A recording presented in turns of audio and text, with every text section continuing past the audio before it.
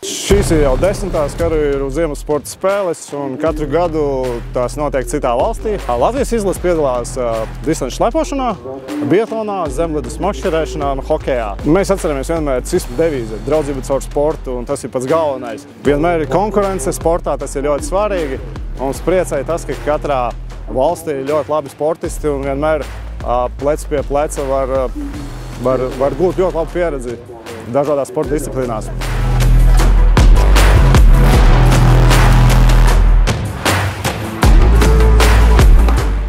Mūsu komandā profesionāli dienesta karavīri jau ir no jaunsardzes arī.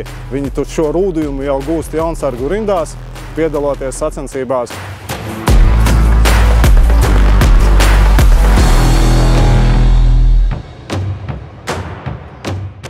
Arī šogad 10. Baltijas karavīru sporta spēlēs viena no disciplīnām ir zemledes makšķerēšana. Ir 3 sektori, un katrā sektorā ir no katras valsts pa vienam sportistam. Tad uzvar tas sacensību dalībnieks, kuram visvairāk ir kopējais zivju svars noķertais 3 stundās.